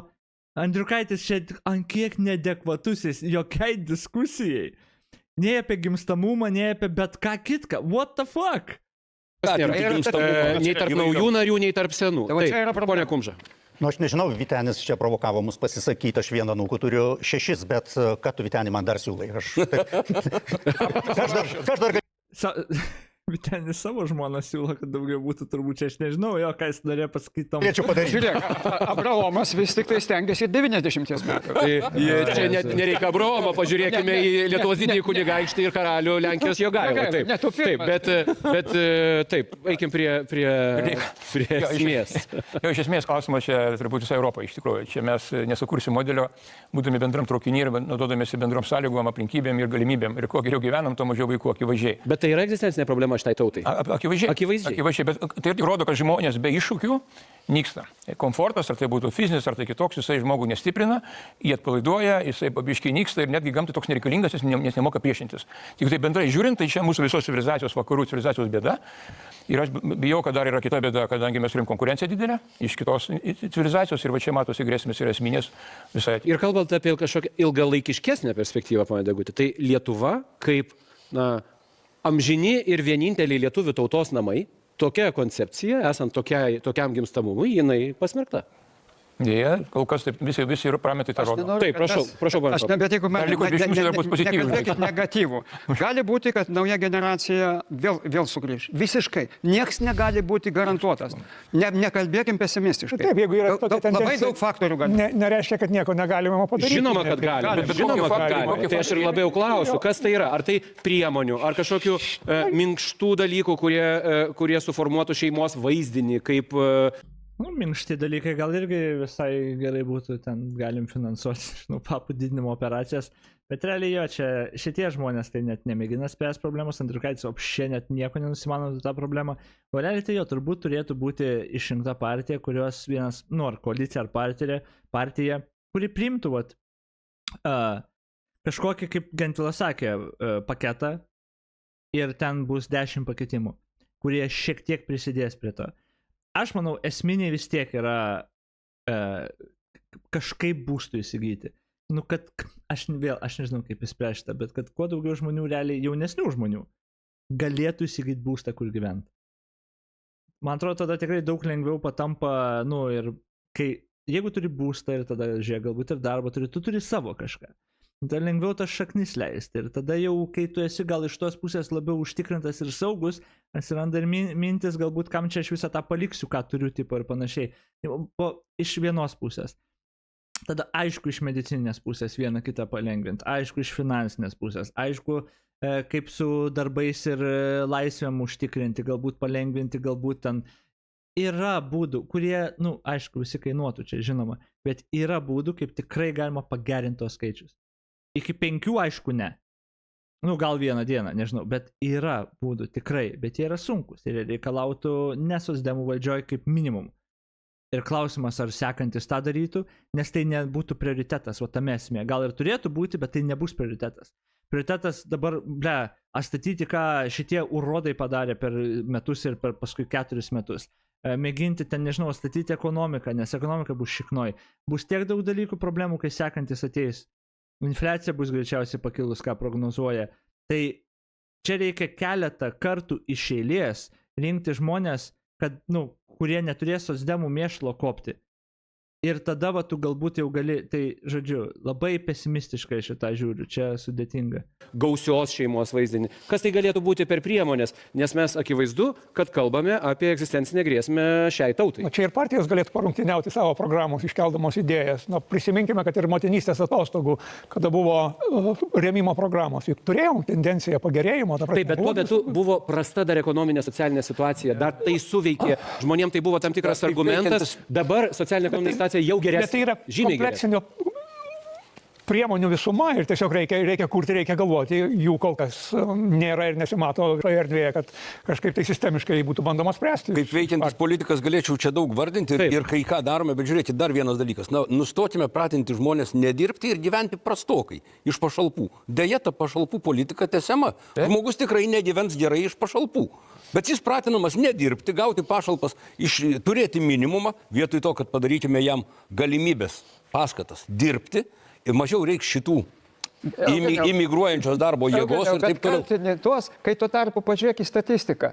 Po vieną vaiką arba jokio vaiko, daugiausiai neturi turtingos šeimos. Deja, taip, bet kalbėkime apie tautos išlikimą. Tai apie tautos išlikimą kalbame. Bet imigracija, man atrodo, tikrai nedidina galimybių tautai išlikti. Bet sakau dar, kad ne tik pajamos. Dar vienas aspektas, tai bendras saugumas. Žmonės negimdo, nekuria šeimų. Norėjimas tapatinti savo ateitį. Dėl to, kad nesijaučia saugus. Gal, ponia Paulaitė, kaip jūs matot? Užtikrinti saugus, žinoma. Gal tokį aspektą norėčiau paminėti, tai apie tą saugumą, bet jeigu mes kalbame apie šeimą, tai toj vietoje irgi kaip sukurti tą aplinką saugę. Tai dabar, o kokios grėsmės gali būti? Tai taip, smurtas, jeigu mes kalbame, gali būti valstybės smurtas, bet smurtas yra ir artimoje aplinkoje. Kaip mums sekasi kaip valstybei šitą reiškinį spręsti. Ir man atrodo, čia yra iššūkių. Beje, žinot kas, čia vienas iš tų kompleksinės demografinės gimstamo problemos dedamųjų yra visuomenės požiūris į moteris. Ir Lietuvoje jis nėra pats geriausias. Vis dar nėra, toli gražu. Vienas iš tų taip, smurtas artimoje aplinkoje. Žinot, kas pasisakydavo prieš visiškai visas pataisas, pavyzdžiui, prieš Stambulo konvenciją? Kas? Žemaitaitis. Ir ta šunauja, kuri dabar yra socdemų koalicijoje. By the way, tiesiog tarp kitko. Nuoseklus. Tada paklausai, ką kalba kai kurios moteris šito jobonui koalicijoje apie kitas moteris ir panašiai, ką prezidentė kalba, kaip jinai įsivaizduoja savidestrukcinę spiralę savanaudžių žmonių. Žodžiu, va tas požiūris atgyvenęs, kuris tikrai niekieno neskatina vaikų užsimanyti. Kai prakalbate, nežinau, apie dirbtinį apvaisinimą ir iškart prasideda vėlgi drama ir tema, kiti iš dievo ir iš religijos savo įsitikinimus pradeda kišti. Ir 100 tokių mažų dalykų stovi vietoj arba dar blogiau yra užduchinami. Kur tikrai geri sprendimai būtų, kurie neprisidėtų masyviai, bet po truputį kompleksinę problemą to atakuoja iš visų pusių, bet to nėra daroma. To tiesiog nėra daroma. Yra iššūkių, taip, štai kažkaip vietoj buvo. Kaip mes užtikrinam moterų teisės iš esmės, ar ne? Kaip mes reaguojam į pranešimus, kaip visuomenė tai vertina, ar ne? Taip, ir toje vietoje, man atrodo, yra, sakykime, pavyzdžiui, labai aiškus klausimas, tarkim, instrumentas, ar ne, Europos tarybos, ar ne, konvencija prieš smurtą, prieš moteris. Ir toje vietoje valstybė negali kažkaip tai to įsipareigoti, kažkaip tai pritarti. Turite omeny Stambulo konvenciją, kuri iš esmės, jeigu paskaitytų tekstą, kalba apie kovą su stereotipiniu moters vaidmeniu visuomenėje, kitaip tariant. O kažkas požiūris į moterį, ir žinot, kas nepritarė Žemaitaičio šunauja, Valija Žolai, ten Skardžiai, Gedvilai ir visi tokie kretinai. Kurie jų dabar yra Seime, tai tie yra socdemų koalicijai. Šaunuoliai. Ir ten atkreipė dėmesį į tą Prasideda lyties sąvoką. tautos durninimas, ką aš sakiau. Viską Sako, sujaukė, 72. o iš esmės tai konvencija juk ne apie tai, bet tęskit mintį. Na, tai tiesiog ir miniu, kad yragi, kaip sakyti, tarptautinės organizacijos ir siūlo kartais priemonės, kad kažkaip tai mes sustiprintume tą darbą su smurto reiškiniu visuomenė. Ir man atrodo, kad šitoje vietoje nepavyksta. Man atrodo, nepavyksta, besikeičiant valdžiom, šitas klausimas niekaip kažkokios grėsmės įžiūrimos, kažkas tas grėsmės eskaluoja ir taip. Ką daryti, jeigu vaikas susirga, Inkamingas klausia, nedarbo išmoka turi būti 100%, o nedarbo. Aš tai sakyčiau, mes turėtumėm įkurti įstaigą, turim įkurti įstaigą, sergančių vaikų įstaigą pavadinsim, ir jeigu vaikas susirga, mes paimam vaiką iš tėvų ir duodam jiem atgal tik tada, kai pasveiksta, kad tėvai galėtų dirbti valstybės ir savo vaikų naudai ir tada, kai vaikas pasveiksta, atiduodam. Kad tėvai išmoktų, kad vaikas... Toliau, tuo tarpu smurto reiškinys vyksta ir kažkurioje vietoje mums pavyko smurto prieš vaikus draudimą įtvirtinti įstatymę, nors prieš tai irgi buvo ir ten visokių gąsdinimų, bauginimų laiškai. Mokykloje vaikas sukosti, iš karto visi atsisuka jį, po 2 minučių pro duris įsiveržė vaiko apsaugos tarnyba, tu kosi jį, paima, pamatuoja, išveža, žinai, tau grąžins, kai pasveiks, viskas. Seimo nariams siuntinėjami ir ne. Ir situacija pasikeitė. Tikrai negali, akivaizdžiai pasikeitė. Prašau. Jau čia buvo paminėta viena iš priežasčių saugumo stoka. Tai dabar pažiūrėkite 35 metai. 30 metų pas mus tokios stokos nebuvo. Tendencija prasidėjo žymiai anksčiau ir gal čia kaip tik nesaugumo reikia. Gal daugiau įsipareigojimų reikia, gal susitelkimo, ta prasme, kad mes jaučiam savo išgyvenimo problemą, reiškia egzistencinį, gal tuomet pradėjus. Apie tai, ką tu kalbė, tai spręsti problemą gimstamumo ne pro žmonių laisvę pasirinkti, o pro prievartą. Tas argumentas, kad o galbūt reikia, kad jie pajaustų, kad priešą turi, ar kad čia yra prievarta. Tu jiem kaip ir neduodi, tada tu naikini pasirinkimą. Tu maždaug nori žmonės įspausti tokią vietą, kurie tarsi neturėtų pasirinkimo. Dabar vieni nori per ideologinę propagandą, tai pavyzdžiui, indoktrinuoti vaikus.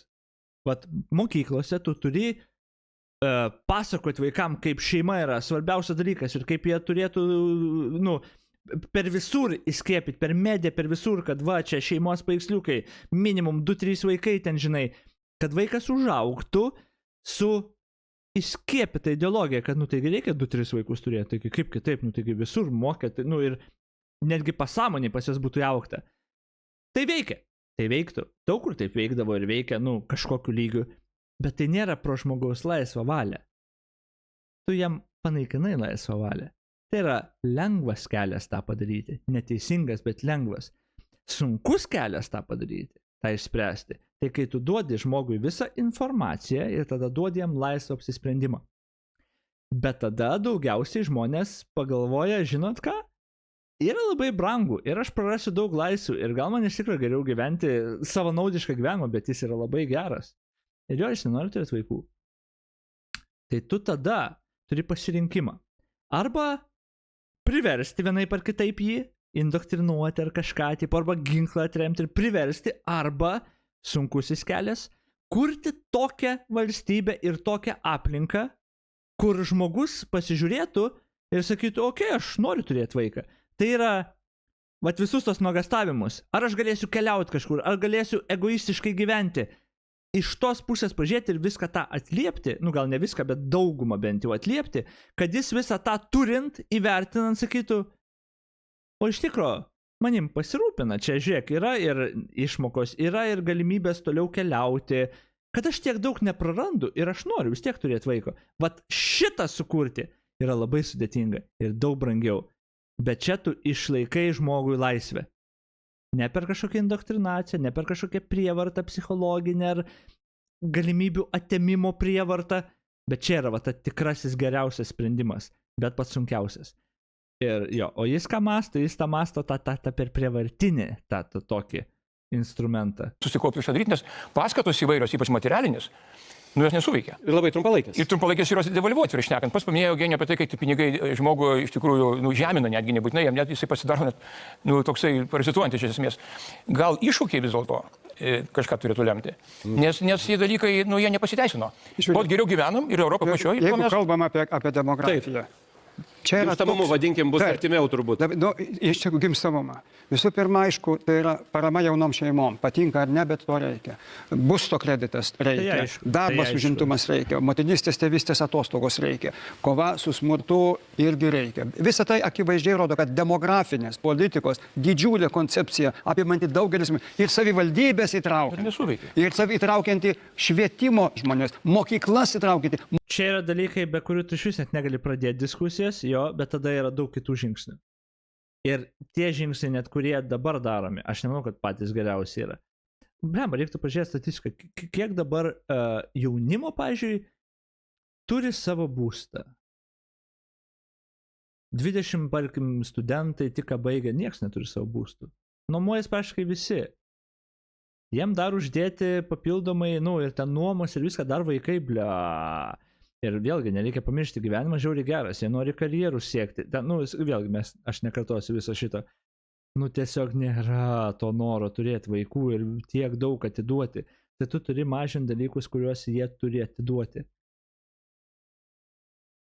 Bet kalbant apie tuos dalykus, kur jis išvardino ir kitas sako, bet kad neveikia, jie net nėra padaryti.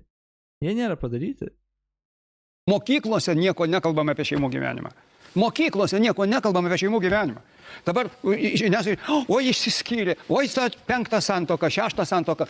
Nu, jaunimas irgi mato tas, kaip sakyti, idealus. O kita vertus, Eugenijus vis čia tautą durmina. Latviai tie patys tai atšaukė Stambulo konvenciją. Aš už konvencijos ratifikavimą, nes čia yra daug daugiau dalykų. Ir tai reikalinga tarptautiniu būdu. Bet kalbant apie tą demografiją, šiek tiek daug aspektų yra čia reikalingų, apie kuriuos turime kalbėti. Politika demografinė turi apimti nuo mokyklos iki kariuomenės pagaliau. Kaip aš tokiai situacijai mėgstu sakyti, tik pradėjom kalbėti ir laikas baigėsi. Ačiū gerbėmiem signataram. Ačiū, kad duhnot Andriukaitį ir socdemus visiems. Man labai patiko žiūrėti, kaip šitas lochas prakaituoja. Ai, čia, okei. Kam patiko mano reaktai ir įžvalgos, aš turiu Contribui, gali ten mane paremti. Žodžiu, aš nekenčiu reklamuoti, bet aigės reikia. Ai, aš norėjau dar tą paskaityti, pamiršau. Norėjau dar paskaityti, galim daug paskaityti iš tikrųjų, čia net tiek daug. 91 metai, ne, tai norėjau pažiūrėti, čia jo sausio 13, žinoma, čia yra sausio 13 aukščiausia taryba, atkuriamas Seimas, bet tipo kas dar buvo? Pavyzdžiui, sausio 1 įkurtas Klaipėdos universitetas. Sausio 5 JAV Baltieji rūmai pasmerkė TSRS sprendimą įvesti desantinės kariuomenės dalinius į Baltijos valstybės. Sausio 6 diena Lazdijų muitinėje TSRS kariniai daliniai sulaikė pirmųjų lietuviškų pašto ženklų pagamintų Leipcige siuntą. Sausio 7 dieną dėl politinės įtampos atsistatydino atkurtos Lietuvos valstybės pirmoji ministrė pirmininkė Kazimiera. Aš galvoju, Kazimiera Prunskienė. Kazimieras. Ai, nu Kazimiras. Kodėl aš galvoju? Kazimiera, nesvarbu. Sausio 8 dieną ministrė pirmininkė Kazimiera Prunskienė Maskvoje susitiko su TSRS prezidentu Michailu Gorbačiovu. Susitikime kalbėta ir apie galimybę apsaugoti Lietuvos jaunuolius nuo prievartinio ėmimo į tarybinę armiją. JAV Baltieji rūmai pasmerkė TSRS sprendimą įvesti desantinės kariuomenės dalinius į Pabaltijo valstybės. Čia dar kartą pasmerkė, tipo? Ir 6 ir 8 dieną dvigubas pasmerkimas. Oho.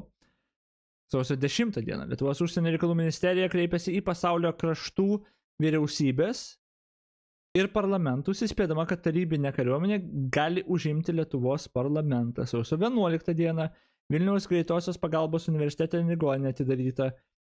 TSKP, LKP tuo metu, tai kaip čia, Lietuvos komunistų partija, veikėjas Juozas Jarmalavičius paskelbė, kad Lietuvoje įsteigtas nacionalinis gelbėjimo komitetas. Neva imantis valdžią į savo rankas. Ta pačią dieną sovietų desantininkai Vilniuje užėmė telefonų stotį, krašto apsaugos departamento pastatus, spaudos rūmus, Nemenčinės TV retransliacijos centrą, Vilniaus geležinkelio stotį, aukščiausios tarybos rūmus, saugojo apie 20 000 žmonių. Sausio 12 dieną protestuodami prieš desantininkų veiksmus Vilniuje atsistatydina TSRS Lietuvos KGB padalinio viršininkas Romas Marcinkus. Lietuvos generalinė prokuratūra dėl piliečio Juozo Jarmalavičiaus pareiškimo, jog įkurtas nacionalinis gelbėjimo komitetas ir TSRS kariuomenės nusikalstamus veiksmus iškėlė baudžiamą bylą už viešus raginimus pažeisti Lietuvos valstybės suverenitetą. Rusijos aukščiausios tarybos pirmininkas Borisas Jelcinas pasmerkė karinės jėgos naudojimą Pabaltijo kraštuose. Sausio 13 dieną. Aš prisimenu, kad mes reagavome į tą. Sausio 13 dieną aukščiausioji taryba, atkuriamas Seimas, atleido Albertą Šimėną iš ministro pirmininko pareigų, kaip nežinia kur esanti ir negalinti vykdyti savo pareigų, premjerų paskirtas Gediminas Vagnorius. Darbą pradeda laikinoji studija Kauno radiofone bei televizijos studija kokia čia? Sitkūnuose? Nežinau, nes kokia čia. Kaimas Kauno rajonas savivaldybė, okei. Naktį iš sausio 12 į 13 Tarybų sąjungos desantininkai užėmė Vilniaus televizijos bokštą. Radio ir televizijos komiteto pastatą žuvo 14, buvo sužeista apie 1000 žmonių. Sovietų statytiniai paskelbė nuo 22 iki 6 valandos visoje Lietuvoje įvedė komendanto valandą. Sausio 14 dieną per Lietuvos radiją antrąją programą pradėtos transliuoti radio stoties Laisvoji Europo lietuviškos laidos. Lietuvoje, Latvijoje ir Estijoje paskelbtas 2 dienų gedulas sausio 13 aukų Lietuvoje atminimui. Įkurta sausio 13 brolyje, suvienijusi nepriklausomybės gynėjus savanorius. Sausio 15 diena Vilniuje vėl pradėti leisti laikraščiai, kurių redakcijų patalpas sausio 11 užgrobė sovietiniai desantininkai. Sausio 16 diena Sankt Peterburge paskelbta gedulo diena žuvusių prie Vilniaus televizijos bokšto atminimui. Vilniuje buvo laidojamas sausio 13 įvykių aukos. Sausio 17 dieną Maskvos taryba pasmerkė karinės jėgos naudojimą prieš taikius Lietuvos gyventojus.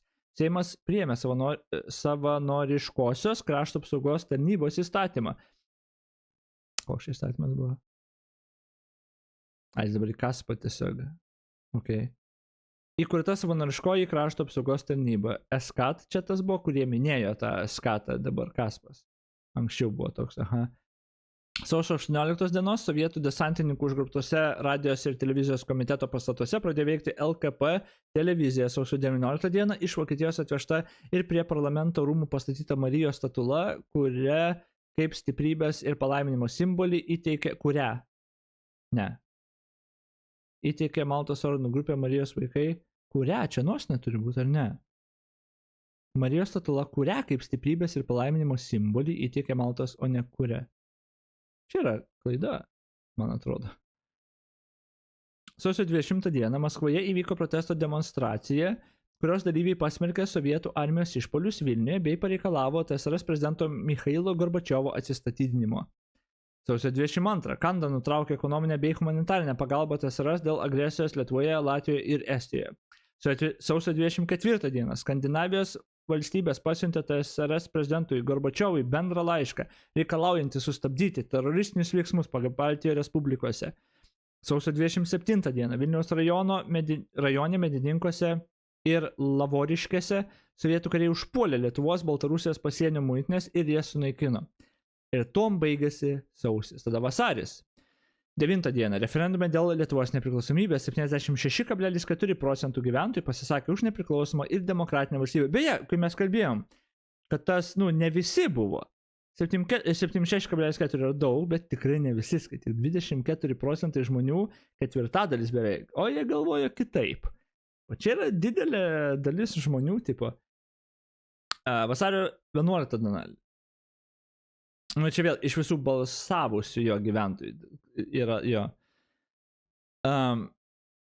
Lietuvos Respublika de jure pripažino pirmoji užsienio valstybė Islandija. Vilniuje lankėsi JAV kongreso delegacija vasario 13 dieną, vasario 11 de jure pripažino. Vasario 13 Vilniuje lankėsi JAV kongreso delegacija, kongresmenai rinko informaciją apie padėtį Lietuvoje, susitiko su šalies vadovais. Vasario 21 dieną Europos parlamentas priėmė rezoliuciją, kuria pareikalauta, kad Pabaltijo valstybių nepriklausomybės klausimą TSRS spręstų derybomis greitai, be sąlygų ir be karinio ar ekonominio spaudimo. Kovas 2 diena Lietuvos Respublika de jure pripažinta Danijos vyriausybės. Kovo 3 diena atšventinta Švento Kazimiero bažnyčia Vilniuje. Kovo 4 diena Švento Kazimiero bažnyčioje laikytos pirmosios šventosios mišios. Kovo 7 diena aukščiausios aukščiausiosios tarybos atkuriamojo Seimo pirmininkui Vytautui Landsbergiui paskirta Norvegijos liaudės taikos premija 2 850 000 Norvegijos kronų, kurios pagrindų įsteigtas Vytauto Landsbergio fondas. Nu, geras, aš tai nežinau. Nu, aš daug detalių nežinau. Balandžio 19 dieną Tarybų sąjungos desantininkai užpuolė medininkų pasienio apsaugos ir muitinės postą. Liepa 29 dieną Lietuvos Respublika pripažino Rusijos tarybinę federaciją socialistinę respubliką. Tada 31 Liepos medininkų žudynės. Medininkų pasienio poste omonininkai nužudė 7 Lietuvos pareigūnus. Rugpjūtis 26 dieną visos Lietuvos teritorijoje esančios sovietinės muitinės perduotos Lietuvos Respublikai. Lietuviškos muitinės pradėjo išduoti lietuviškas vizas. 29 rugpjūčio, beveik prieš mano gimtadienį, Lietuvos Respublika pripažino Rusijos tarybinę federaciją. Lietuvos Respublika pripažino Rusijos tarybinę federacinę socialinę respubliką. Rugpjūčio 30 dieną minimas Tomo Karaliaus Špiliausko gimtadienis. Gerai. Rugsėjais, kiek man buvo? Aš 86 gimiau, tai 91 man buvo 6 metai? Jau kaip, tu irgi rašai, tau 6 buvo, jo? Kur tu, atrodo tokį skaičių rašai? Jo, 86. Atrodo taip skaičiau? Ne, ar 5 buvo? Ne, 5 buvo. Jeigu 86, 4, 5. Nu, žiūrint jo, kad iki čia, I guess, 5, tada jau 6. Rugsėjo 7 dieną. Lietuvos aklųjų sporto federacija buvo priimta į Tarptautinę aklųjų sporto federaciją. Lietuvos aklųjų priimta į Tarptautinę aklųjų, gerai. Ir jie to net nepastebėjo, net nepamatė, tai yra 10 dieną rugsėjo Lietuvos Respublika buvo priimta į Europos saugumo ir bendradarbiavimo organizaciją. Rugsėjo 17 dieną Lietuvos Respublika tapo Jungtinių tautų organizacijos nare. 18 dieną Lietuvoje priimta į Tarptautinį olimpinį komitetą, kaip staigiai visur buvom priimti ir visur, kur tik mus ėmė, turbūt įmam tarptautinis svarbiausia tos ryšius, kaip čia stiprinti. Spalio 5 įsteigta Lietuvos pensininkų sąjunga Bočiai. 7 spalio Lietuva buvo priimta į UNESCO. Kas yra UNESCO? UNESCO yra specializuotojų Jungtinių tautų institucija, kurta 5 lapkričio 16, siekianti skatinti bendradarbiavimą tarp skirtingų tautų, finansuoja Tarptautinė mokslo taryba, Spalio 18 dieną buvo įregistruotas Biblijos centras Tikėjimo žodis. Gruodžio 3, o tai lapkritį nieko nevyko, grinai. Gruodžio 3 dieną Vokietijoje atidaryta Lietuvos ambasada. 16 dieną Lietuvos banke surinktas pirmasis valiutos aukcionas. 20 dieną Lietuva prisijungė prie Šiaurės Atlanto bendradarbiavimo tarybos. 27 dieną Lietuvos nepriklausomybę pripažino Alžyras ir Baltarusija. 28 dieną atkurta Lietuvos darbo federacija. Beje, sausio 24 dieną čia gimtadienį yra surašyti Mantas Bartuševičius, Lietuvos komikas, aktorius gimė. Kas čia dar? Modelė kažkokia, Gabrielė Tirosianaitė, Brunas Biskys, Lietuvos futbolininkas, aš nežinau šitų. Futbolininkai, Grigelis, Lietuvos teisininkas, čia tenisininkas, dainininkė Eglė Jakštytė. Aš nežinau kitų. Mirtis taip pat buvo. Žinoma, 13 aukos, Benediktas, Vincas, sausio 16, Petras, aš nežinau šitų žmonių, Briedis, žinoma, šitų net gimusių, bet komikai, žinau. Jonas Narkus, vargonininkas ir Horvedys. O Jėzų, kiek mirčių. Mirčių daugiau surašyta, netgi tiek daug garsių žmonių, vienas kitas komikas. Tada ir pasaulio įvykiai surašyta, sausio 18, pirmoje Persijos įlankos karo pradžia, vasario 27, Irako kariuomenė išstumta iš Kuveito, karo veiksmai nutraukti, kovo 3 Latvijos ir Estijos rinkėjai referendumuose balsavo už nepriklausomybę nuo Tarybų sąjungos, kovo 15 Vokietija formaliai atgavo pilną nepriklausomybę, kai buvo išvesti paskutiniai po antro pasaulinio karo rezidavę JAV, Prancūzijos, Jungtinės karalystės ir Tarybų sąjungos kariniai daliniai. Birželio 5 Sid Ahmed Ghazali tapo Alžyro ministro pirmininku, Borisas Jelcinas išrinktas Rusijos federacijos prezidentu birželio 12, Rusijos federacijos parlamentas paskelbė apie Rusijos suverenitetą. 25 birželio Kroatija ir Slovenija paskelbė nepriklausomybę nuo Jugoslavijos. Liepa 1 oficialiai nutraukta Varšuvos sutarties organizacijos veikla. 10 Borisas Jelcinas prisaikdintas pirmoji laisvai išrinktų Rusijos prezidentų. Rugpjūčio 20 Estija paskelbė nepriklausomybę. Rugpjūčio 21 Latvija paskelbė nepriklausomybę nuo Tarybų Sąjungos. 25 Linus Torvalds išsiuntė laišką apie pradedamą kurti operacinės sistemos Linux branduolį. What the fuck, aš čia I guess, okei. Damn. Rugsėjo 6. Antras pagal dydį Rusijos miestas pavadintas iš Leningrado į Sankt Peterburgą. Tarybų sąjunga pripažino 3 Baltijos šalių nepriklausomybę. Gruodis 12. Susikūrė nepriklausoma Rusijos federacija. 25 gruodžio Mikhailas Gorbačiovas atsistatydino iš Tarybų sąjungos prezidento pareigų. Gruodžio 26 Tarybų sąjungos aukščiausioji tarnyba formaliai išardė Tarybų sąjungą. Ir pasaulio gimtadienį dėrė Pixelot. Aš šitą esu girdėjęs. Dainininkė. Jamie Lynn, Mary Spears. Čia Britney Spears. Jo, čia Britney Spears vardas.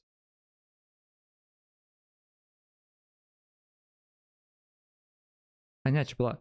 Ne, čia sesė. Jamie geriausiai žinoma iš kanalo Nickelodeon rodyto serialo Zoe, bei kad yra Britney Spears jaunesnė sesuo. Ai, čia sesuo yra? Ble, kokia panaši, okei. Balandžio 30 čia kaip pradaininkas Kristos Milordos. Milord! Okei.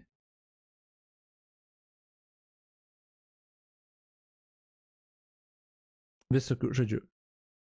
91 metai. Trumpa santrauka, žodžiu. Gerai viskas. Dėkui, kad buvo, dėkui žiūrėt. Gero vakaro, gero poilsio. Sustiksim ryt vakare. Šiandienai tiek. Ate.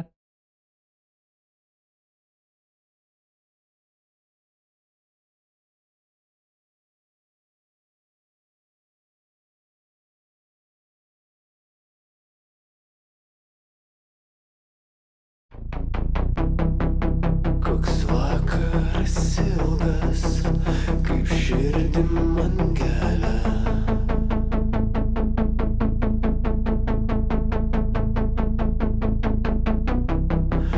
Nuskink man jazminą.